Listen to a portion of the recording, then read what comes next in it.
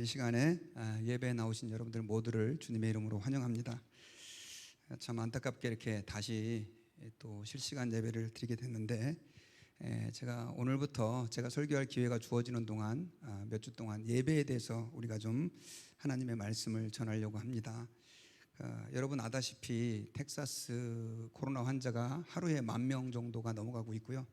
달라스도 어제 보니까 1,100명이 이상씩 계속 넘어가고, 또 다음 주에 이제 상황이 더 안 좋아질 것으로 다 예측을 하고 있는 그런 뉴스 때문에 고민을 맞이하다가 또 다시 또 실시간 예배를 이렇게 드리게 됐습니다.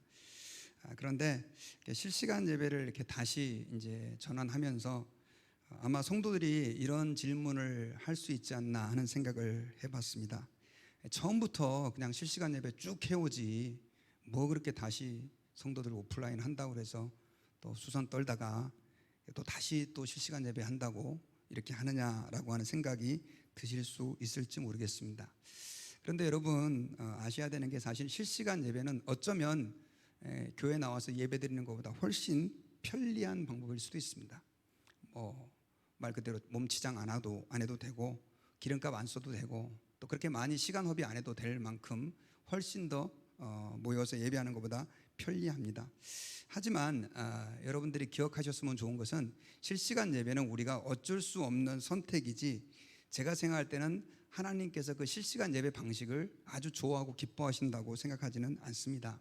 왜냐하면 성경적인 예배라고 하는 것은 성경에 물론 이렇게 해야 된다라고 하는 특별한 내용들은 없지만, 전반적으로 우리에게 말씀하고 있는 성경적인 예배는 한 장소에 모여서 하나님께 경배와 찬양을 드리고, 또 하나님의 말씀을 듣고 서로 교제하는 것 전체가 예배다라고 하는 거죠.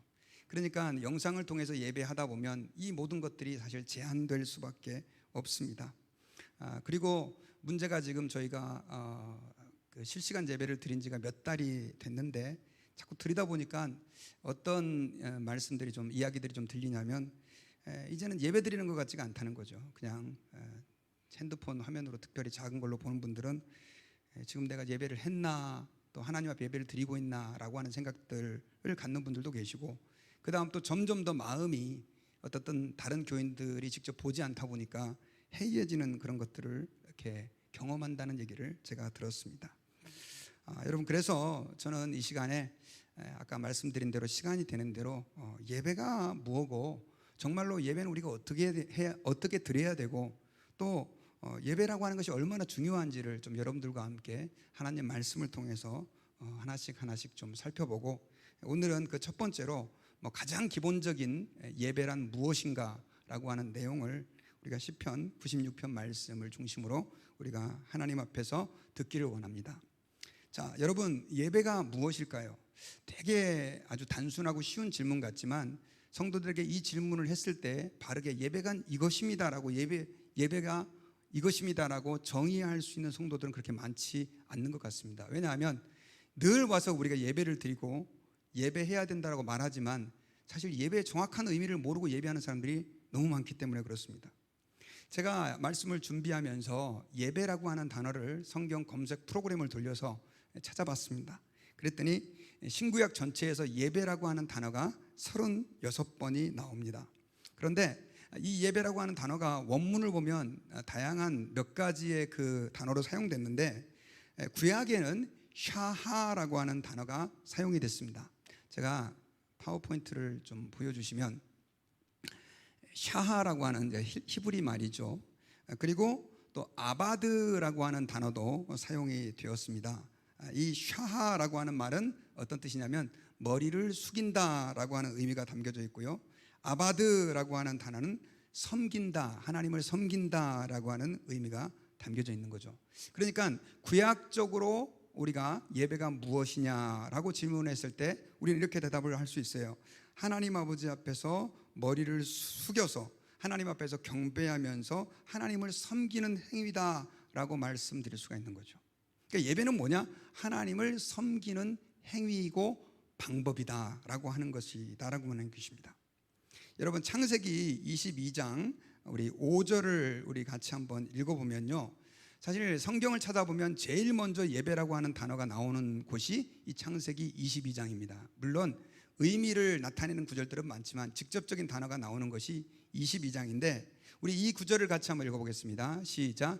이에 아브라함이 종들에게 이르되 너희는 나귀와 함께 여기서 기다리라. 내가 아이와 함께 저기 가서 예배하고 우리가 너희에게로 돌아오리라 하고. 자, 여기서 이 말씀을 우리가 잘 알고 있을 것입니다.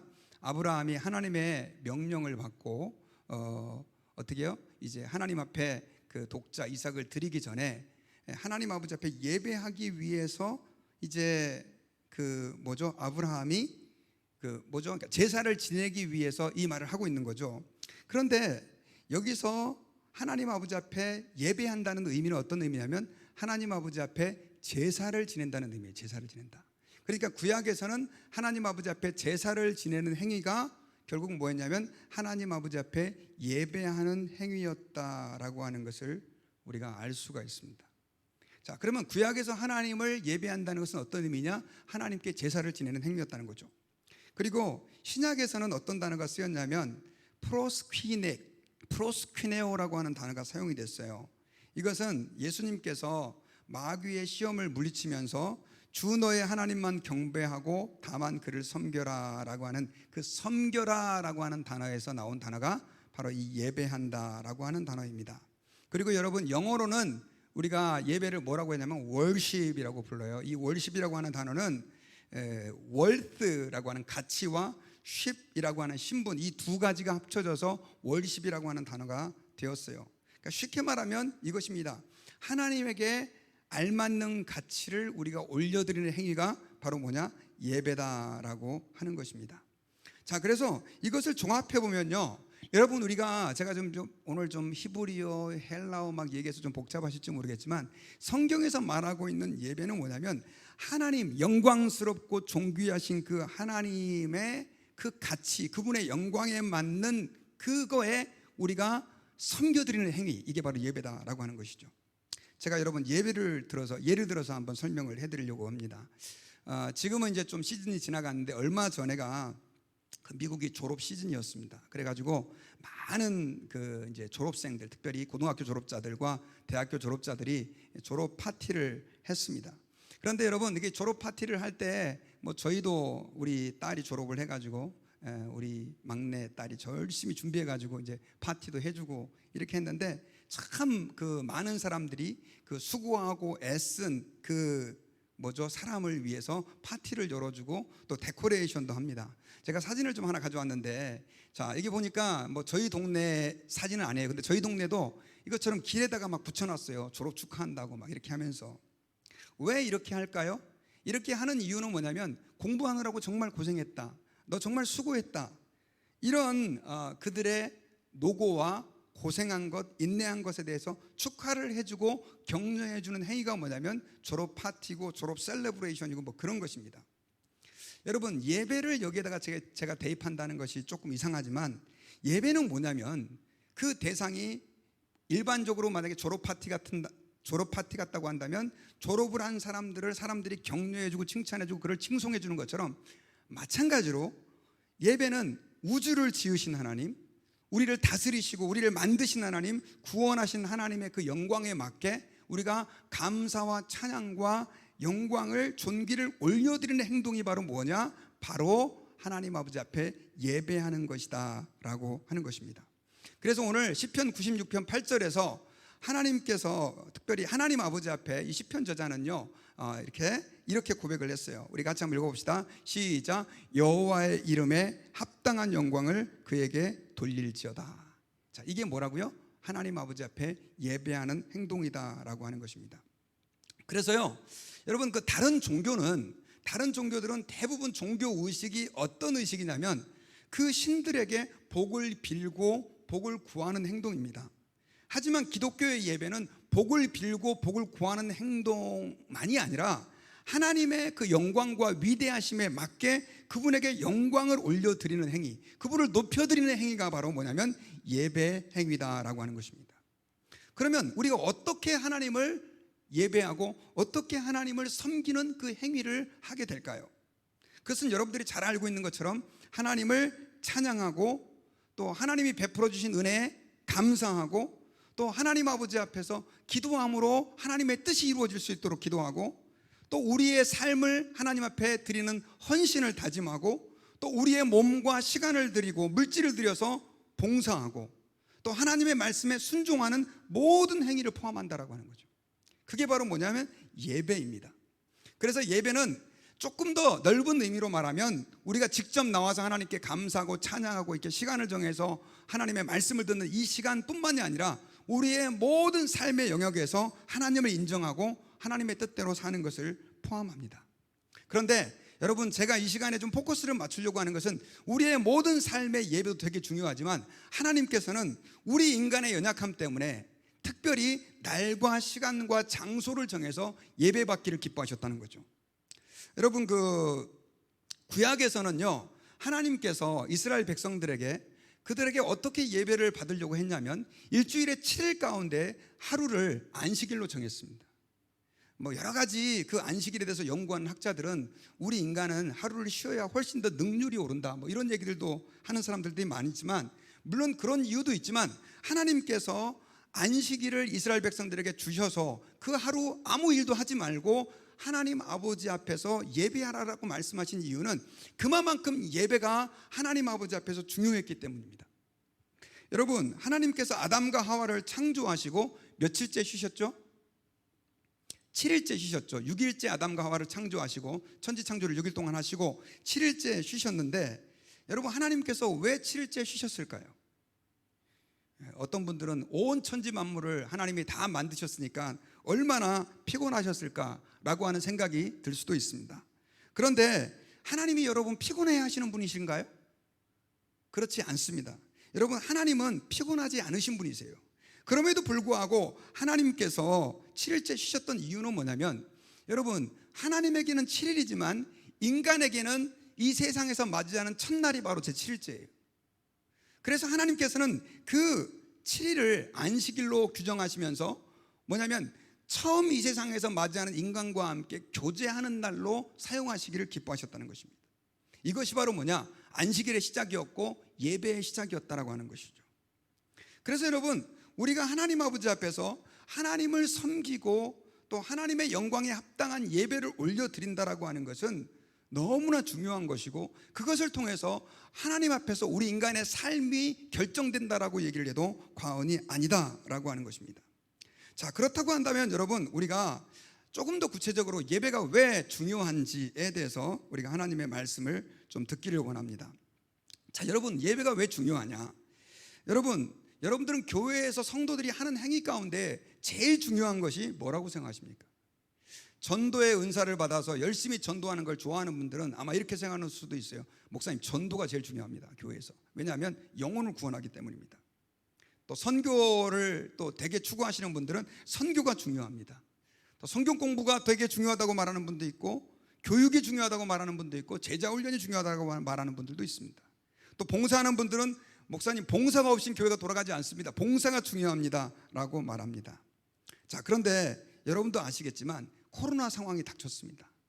그렇죠? 아무것도 할 수 없는 상황이 되어버렸어요. 그런데 다 포기해도 한 가지 포기할 수 없는 게 있죠. 그게 뭡니까 여러분? 바로 예배입니다. 예배예요.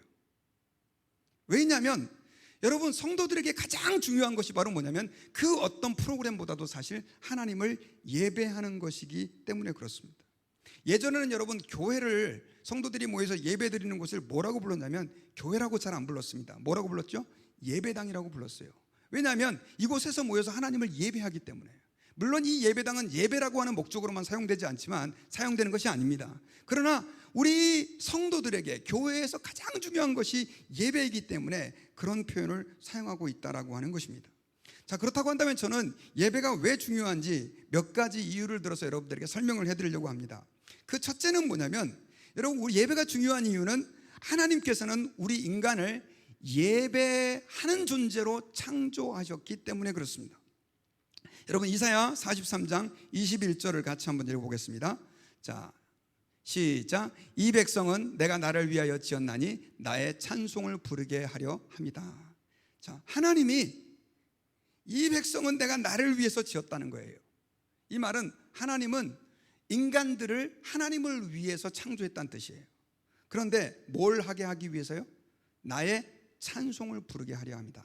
여기서의 찬송을 부른다라고 하는 의미는 단순하게 소극적으로는 말한다면 하나님을 노래한다는 것을 의미하지만, 그러나 조금 더 적극적인 의미에서는 하나님의 영광에 합당하게 영광을 돌려드리는 예배를 의미한다는 것이죠. 하나님을 기쁘시게 드리는 모든 행위를 포함한다는 것입니다.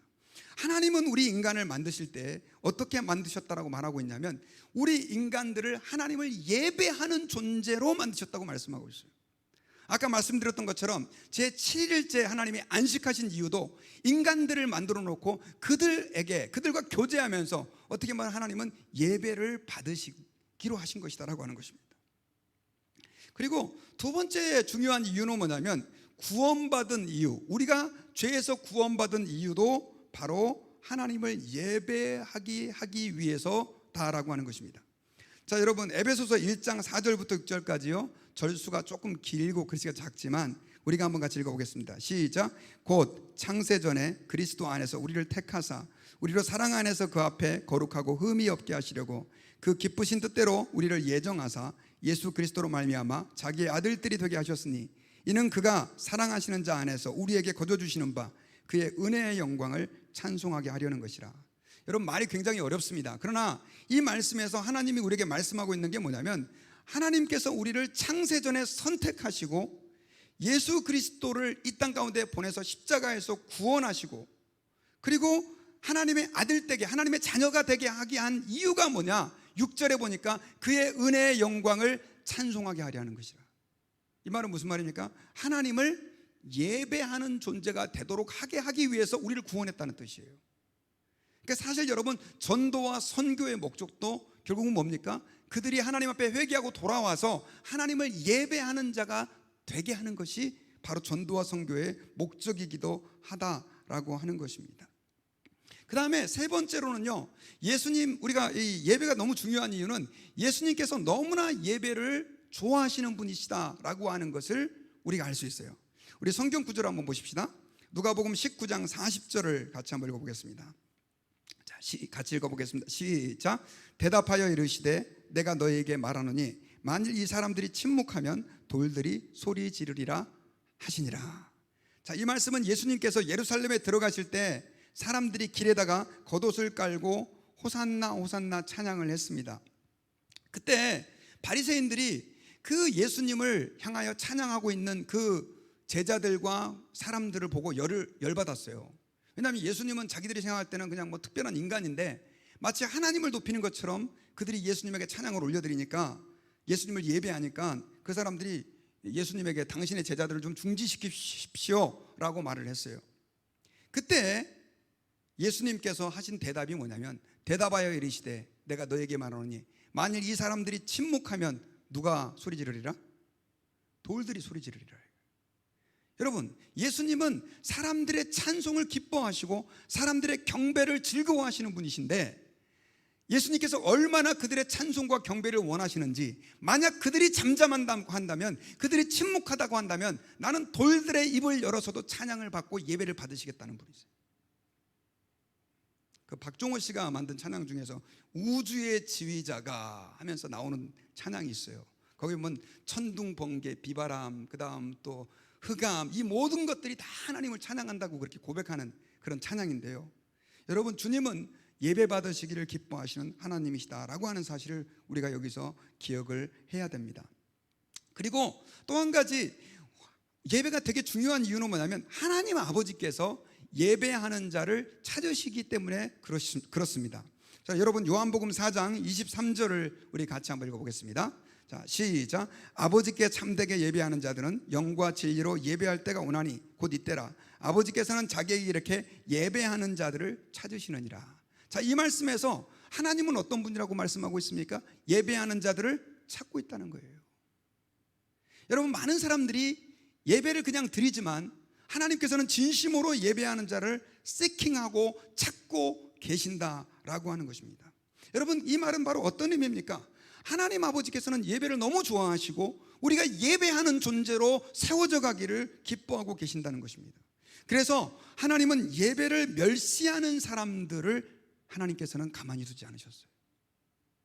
여러분, 사무엘상 2장 17절에 보면요, 그 엘리의 두 아들의 이야기가 나오는데 그 엘리의 두 아들에 대해서 성경에서는 이렇게 기록되어 있습니다. 같이 한번 읽어볼까요? 시작. 이 소년들의 죄가 여호와 앞에 심히 크면 그들이 여호와의 제사를 멸시함이었더라. 엘리의 두 아들이 있었는데 이 사람들은 하나님께서 정하신 순서대로 제사 지내지 않고 지 마음대로 그냥 하는 거예요.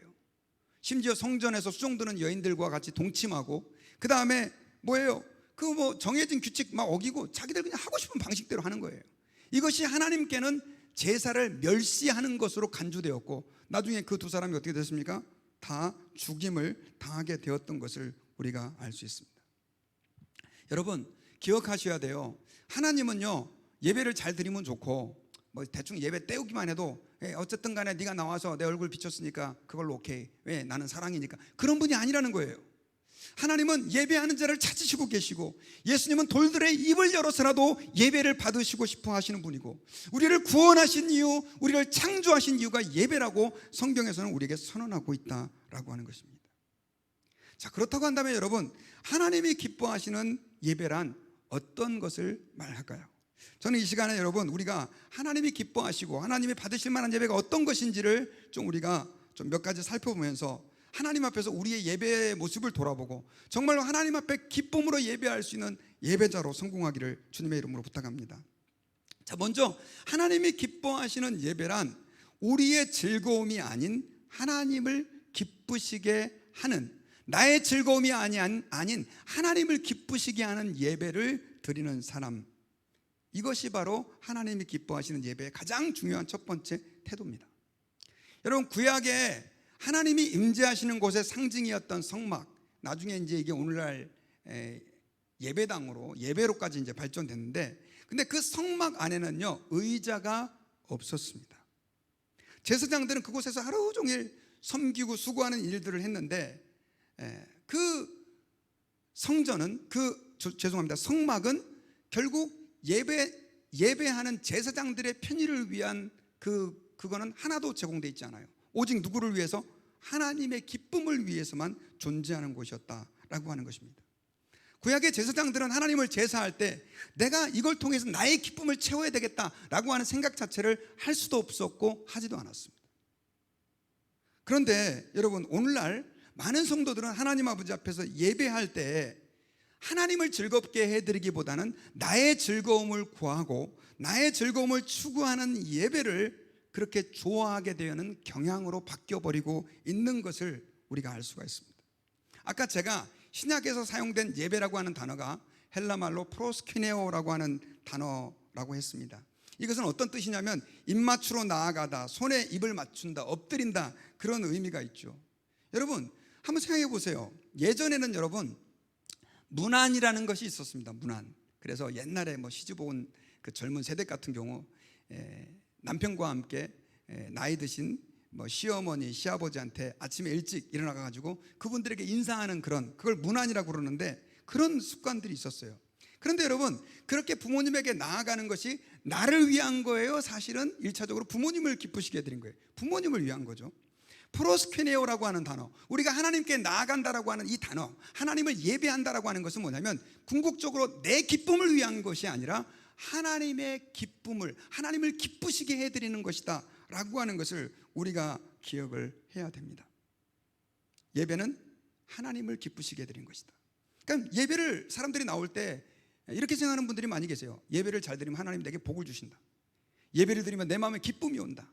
예배를 드리면 내가 힘이 솟는다. 저는 틀리지 않았다고 생각해요. 하지만 여러분, 그런 목적으로 예배 나왔다고 한다면 그 사람은 잘못된 생각을 갖고 있어요. 왜냐하면 예배는 나를 위한 것이 아니라 누구를 위한 것입니까? 하나님을 위한 것이기 때문에 그래요. 여러분, 축구 뭐 예를 들면 이제 요즘은 뭐 코로나 때문에 뭐 이것저것 다 제대로 못하지만 축구를 여러분들이 구경하러 가는데 한국 팀하고 말 그대로 저기 일본 팀하고 축구 경기를 한다고 칩시다. 근데 축구를 너무 좋아하고 또 우리 한국을 사랑하는 사람들은 심지어 막 비행기 티켓을 끊어서라도 그 한국 팀을 응원하기 위해서 축구장으로 가죠. 그런데 그렇게 응원하러 축구장에 간 응원팀들이 누구를 위해서 갑니까? 자기를 위해 갑니까? 아니면 선수들을 응원하기 위해 갑니까? 여러분 어떻게 생각하세요? 선수들을 응원하기 위해 가는 거예요. 나의 즐거움을 위해서 가는 게 아니에요. 그런데 여러분, 물론 가서 응원하다 보면 내게도 기쁨이 있지만 본질은 나의 기쁨을 추구하는 게 아니라 그 선수들이 즐겁고 힘을 얻어서 경기 잘할 수 있도록 하기 위한 거예요. 여러분, 예배라는 것도 마찬가지라는 것입니다. 예배는 하나님이 내게 주시는 기쁨과 은혜도 있지만 궁극적으로는 하나님을 즐겁게 해드리는 행위라고 하는 거예요. 여러분, 아까 제가 축구 얘기했지만요, 근데 그 응원하러 가는 사람 중에서도 어떤 사람은요, 나의 기쁨을 추구하는 사람이 있어요. 내가 축구 보는 거 좋아하니까 응원팀에 그냥 꼽사리 껴서 가는 사람들이 있어요. 또 어떤 사람은 진짜 그 팀을 응원하기 위해서 가는 사람이 있어요. 그런데 이 두 사람의 차이는 언제 크게 결정이 나냐면 게임에서 졌을 때 있잖아요. 게임에서 경기에서 만약에 졌잖아요. 그러면 정말 선수들을 응원하게 가기 위해서 간 사람은요, 경기에서 져도 그렇게 마음이 좀 안타깝긴 하겠죠. 하지만 그렇게 막 절망하지는 않죠. 그런데 나의 기쁨을 추구하러 간 사람은 만약에 그 경기에서 내가 응원하는 팀이 졌다 그러면 티켓이 아깝네, 시간 낭비했네 하면서 막 짜증이 난단 말이에요. 여러분, 제가 지금 무슨 말씀을 드리고 싶냐면 예배를 내가 무언가를 받으려고만 하면서 간 사람들은요, 정말 하나님의 은혜를, 저는 그것도 귀한 일이라고 생각해요. 하나님께서 은혜를 항상 주시는 게 아닌 것 같아요. 하나님이 은혜를 안 주실 때도 있어요. 다음에 주시겠지. 그리고 내가 하나님을 기쁘시게 해드린 걸로 그냥 만족하는 거예요. 그런데 하나님을 기쁘시게 해드려요. 근데 내가 받으려고만 하는 사람들은 예배 나왔는데 오늘 은혜가 안 됐어요. 목사님이 설교하는데 버벅대고 그 다음 또 찬양팀은 이제 툭툭 틀리는 것 같고 이랬어요. 그러면 그 사람은 어떻게 해요? 이렇게 생각한다고. 다시는 예배 안 와야지, 이렇게 생각한다고. 여러분, 기억하세요. 예배는 하나님 아버지 앞에서 주님을 기쁘시게 해드리는 것입니다. 여러분, 목사가 설교를 할 때 저는 처음에 이 설교를 열심히 잘해서 성도들에게 은혜를 끼쳐서 성도들이 다 은혜 받는 그런 설교를 하게 해야지라고 생각한 적이 있었습니다. 근데 열심히 정말 설교를 했는데 성도들이 은혜를 못 받잖아요. 그러면 저는 정말 너무너무 좌절스러웠었어요. 그런데 지금은 여러분, 그런 마음으로 제가 설교하지 않습니다. 사실은 목사가 설교를 할 때 그 설교는 성도들을 즐겁게 하기 위해서 설교하는 것이 아니라 하나님이 어떤 말씀을 성도들에게 들려주고 싶어 하시는가라고 하는 걸 고민하면서 하는 거예요. 때로는 성도들이 그 설교를 불편해할 수도 있어요. 그러나 하나님이 네가 정말 내가 하기를 원하는 설교를 했다고 한다면 그건 그걸로 그친 거죠. 즐거움이 되는 거죠. 영광이 되는 거죠. 찬양팀도 마찬가지입니다. 찬양팀 정말 열심히 수고하고 애쓰고 있습니다. 정말 하나님 앞에 헌신하고 있어요. 그런데 찬양팀이 성도들이 즐거워하는, 성도들을 기쁘게만 하려고 찬양을 한다고 했으면, 만약에 성도들이 저거는 너무 신세대 찬양이야, 나한테 안 맞아, 은혜를 못 받았어요. 그럼 찬양팀 마음이 얼마나 무너지겠냐고요. 여러분, 기억하셔야 돼요. 찬양도 누구를 위해서 찬양하는 겁니까? 하나님을 위해서, 하나님을 기쁘시게 하기 위해서 하는 행위다라고 하는 거죠. 그래서 여러분, 성도들은 하나님 아버지 앞에서 예배에 나올 때, 옷을 입을 때도, 또 예배 시간에 하나님 앞에 헌금을 할 때도 이것이 하나님의 즐거움, 하나님을 기쁘시게 하는 것인가라고 하는 것을 생각하면서 하나님 아버지 앞에 예배해야 된다라고 하는 것입니다. 그리고 하나님 앞에서 주님이 기뻐하시는 예배란 어떤 것이냐면, 두 번째로 하나님이 받으실 만한 예배를 드리는 거예요. 받으실 만한 예배. 자, 여러분, 성경에는 예배라는 단어를 사용할 때 하나님이 받으실 만하다, 이런 표현이 상당히 많이 등장합니다. 여러분, 예배는 기억하셔야 돼요. 내가 뭔가를 하는 것도 중요하지만 그 예배는 하나님이 받으신다는 거예요. 받으신다라고 하는 것은 두 가지 의미가 있어요. 첫째는 주는 사람이 있고 받는 사람이 있죠. 여러분, 우리가 하나님 앞에서 아까 제가 잠깐 말씀드렸지만 찬양을 드리는 것은 여러분들이 내가 노래를 부르고 싶어서 부르는 게 아니라 그 찬양을 받으시는 하나님이 있다는 것이죠. 그 찬양을 누구에게 돌린다고요? 하나님에게 올려드리는 거예요. 자, 감사도 마찬가지예요. 감사하면 마음에 기쁨이 오고, 감사하면 마음에 원망이 사라지고, 감사하면 불평이 사라지고, 그러니까 우리 감사해야 돼. 맞는 말이에요. 하지만 예배 때 감사는 그런 의미가 아니에요, 여러분요. 예배 때는 하나님이 내 삶 가운데 일주일에 행해 주신 것들을 돌아보면서 하나님 감사합니다라고 구체적인 대상이신 하나님께 그 감사를 올려드리는 거예요. 때로는 우리가 감사헌금을 드리고 하는 이유도 그걸 감사로 표현하는 거예요. 기도도 마찬가지입니다, 여러분. 자기 수양을 위해서 하는 것이 명상이 아니라 우리 기도를 들으시는 하나님 앞에 우리의 기도의 제목을 가지고 나가는 거예요. 헌금도 마찬가지예요. 여러분, 제가 여러분들에게 여쭤볼게요. 헌금은 누가 받으십니까? 보니까 헌금하니까 뭐 그거 교회 운영비 되고 목사님들 사례비 주고, 그러니까 내가 헌금을 좀 많이 내서 목사님들 사례비 좀 두둑하게 드려야 되지. 그런 마음 갖고 헌금하시는 거 하나님이 여러분 받으시잖아요. 저는 그것도 굉장히 아름다운 마음이라고 믿습니다. 그런데 여러분, 헌금이라고 하는 것은 1차적으로 누구에게 올려지는 거냐? 하나님께 올려지는 거예요. 그것이 교회 예배당을 위해서 사용이 되고 선교와 전도를 위해 사용되고 그 다음에 또 사역자들에게 사례비로 지급된다 할지라도 내가 그걸 위해 하는 게 아니에요. 그래서 하나님께서는 어떻게 하냐면 우리에게 희생이 담긴 헌금을 요구하시는 것이다라고 하는 것입니다. 저는 헌금이라고 하는 단어에 도네이션이라고 하는 표현을 사용하는 걸 좋아하지 않습니다. 물론 교회에 도네이션 하는 경우도 있습니다. 그런데 도네이션은 어떤 기관을 위해서 내가 돈을 보태는 거예요. 이게 도네이션이에요. 하지만 헌금은 어퍼링이라고 하는 것은 뭐냐면 하나님의 전 앞에 내가 피땀 흘려 번 돈의 일부를 내 마음을 담아 드리는 거예요. 여러분, 예배 때마다 우리가 헌금을 하는데 어떤 분들은 교회 운영을 위해서 교회가 저렇게 해서 사람들에게 돈을 각출해내는 것보다 이렇게 생각하는 분들도 계실 수 있습니다. 그러나 여러분, 그렇지 않습니다. 성경에서 보면요, 하나님이 직접적으로 그들에게 기적적으로 섭리하고 간섭하실 때도 하나님은 헌금을 요구하셨습니다. 여러분, 성막을 지으실 때 그 광야에서 하나님께서는 성막을 짓게 했는데 그 성막을 하나님이 하늘에서 재료를, 음과 금과 재료를 다 내려주셔서 지었죠. 끄떡끄떡 하시는 분들은 성경을 안 읽으신 겁니다.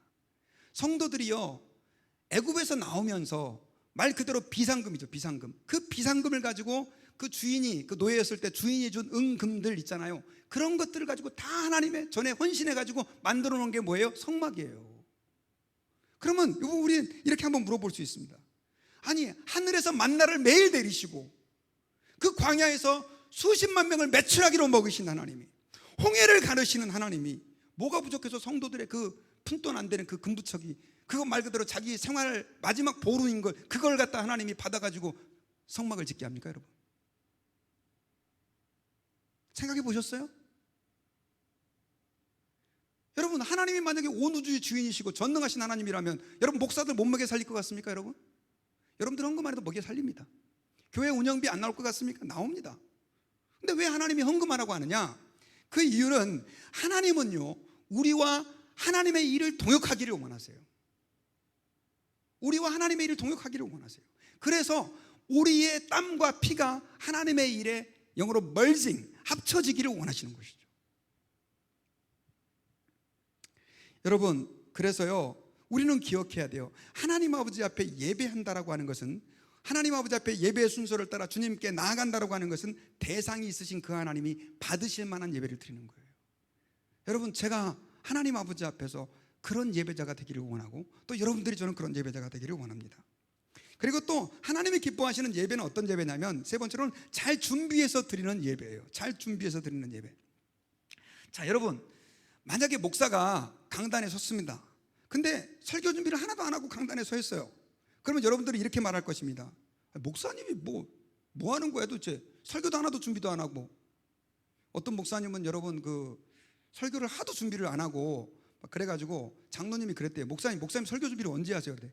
예, 집에서 교회까지 오는 그 길에 제가 설교 준비를 합니다. 그랬대요. 그랬더니 그 장로님이 그랬대잖아요. 그 목사님한테. 그러면 사택을 굉장히 먼 곳으로 이사해 드려야 되겠네요. 여러분, 만약에 목사가 설교 준비를 제대로 안 하면 그건 범죄입니다. 그렇죠? 찬양팀이 찬양 준비를 하나도 안 하고 대충 즉흥적으로 해요. 이것도 하나님이 기뻐하시지 않는 거죠.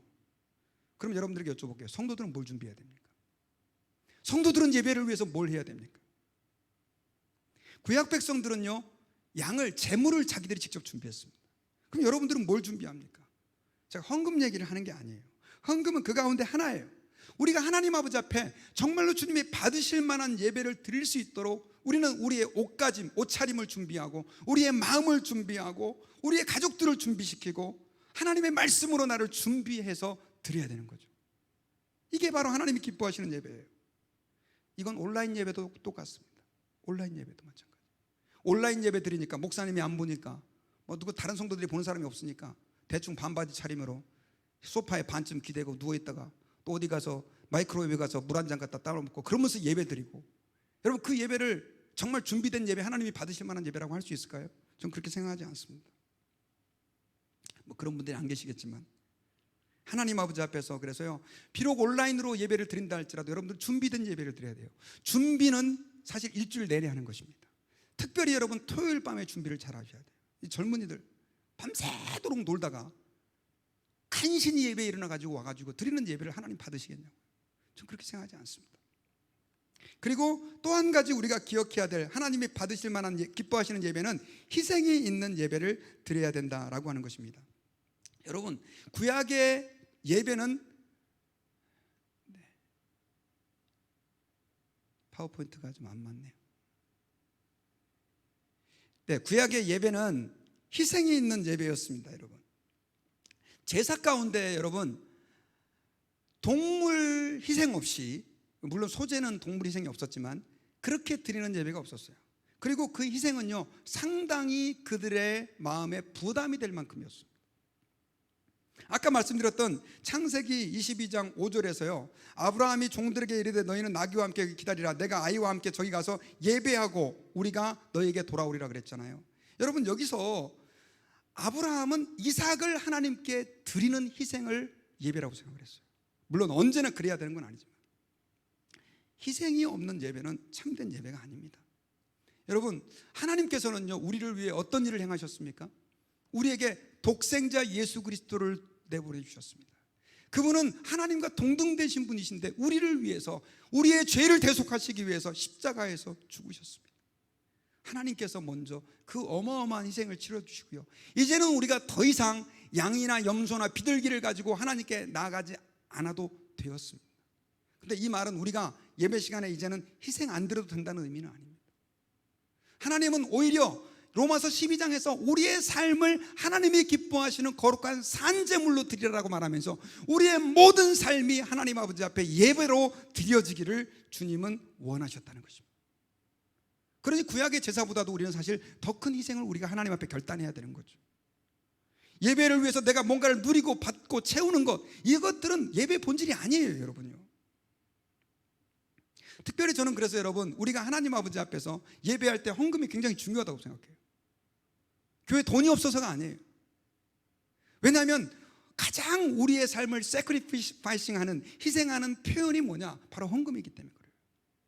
여러분, 저는 온라인으로 예배한다 할지라도 여러분들이 헌금 시간에 헌금을 따로 구별해서 그 하나님 앞에 드리고, 그리고 그걸 갖다가 아까 말씀드린 것처럼 온라인으로 헌금을 하시든지 그렇게 해서 저는 보내는 것이 좋다고 생각합니다. 이제 온라인 예배니까 예배만 그냥 참석하면 되지, 뭐 이제 헌금 안 드려도 돼, 아우 할렐루야, 그렇게 생각하시는 분이 계시다면 이건 정말 큰 오해입니다.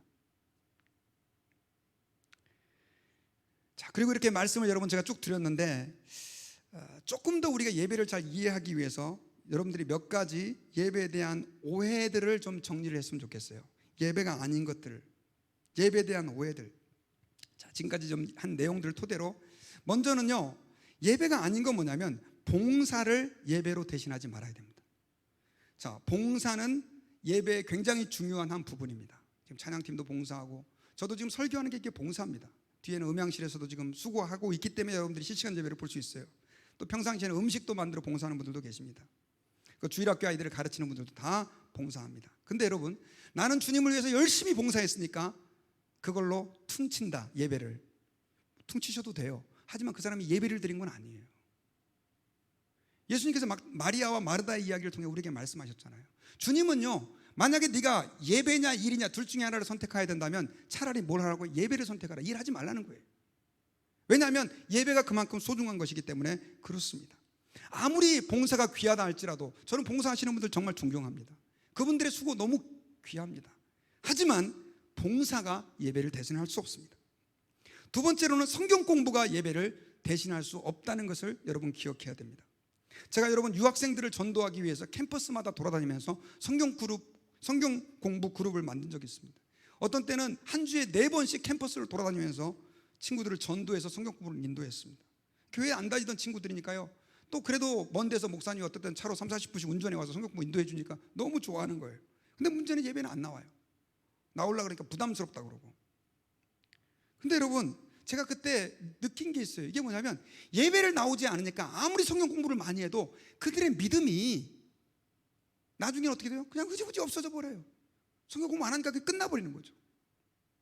여러분, 성경 공부는 너무나 귀한 일이에요. 해야 돼요. 여러분들 우리 모든 성도들이 다 성경 공부하기를 원합니다. 하지만 성경 공부가 예배는 아닙니다. 성경 공부가 예배를 대신할 수도 없다는 사실을 기억해야 됩니다.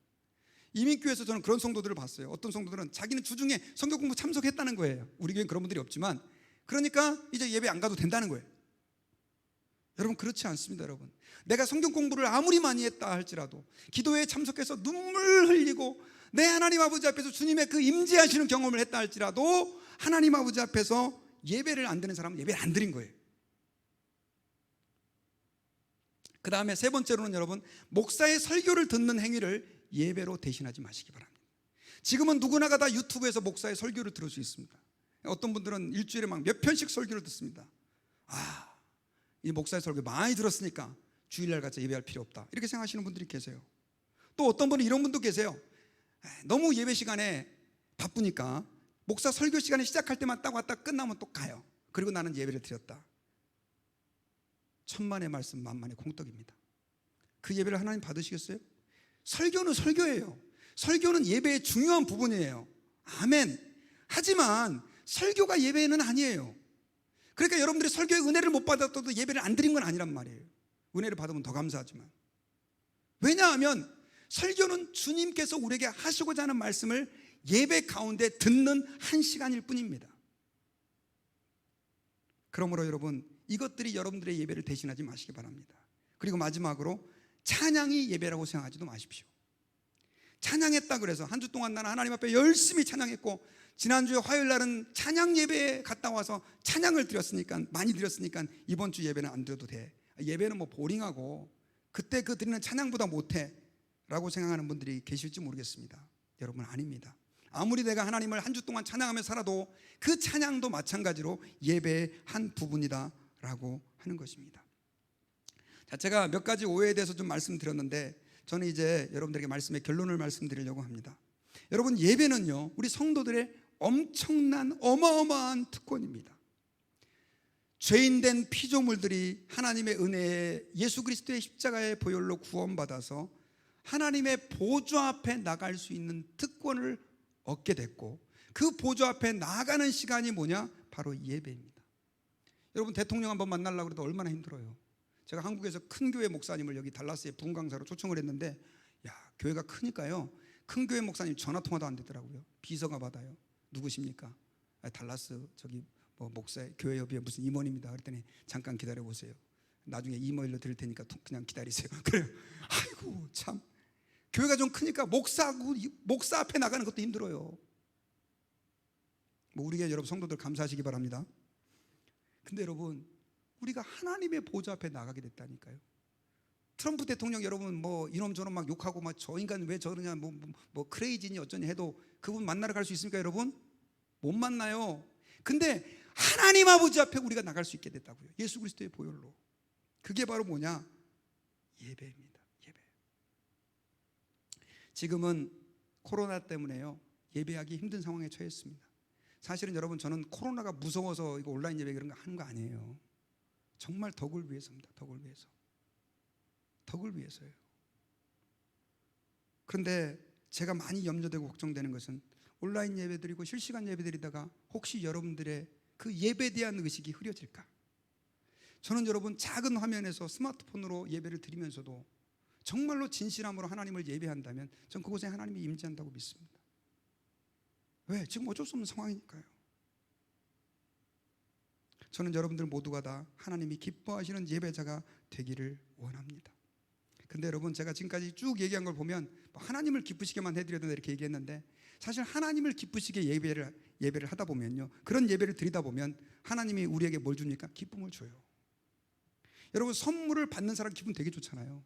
저도 우리 애들이요, 아버지 날이라고 파더스데이라고 그 아이폰 그 에어팟, 와, 그 비싼 걸 150불인가 하는 거예요. 그걸 제가 선물로 받았어요. 기분이 정말 째지더라고요.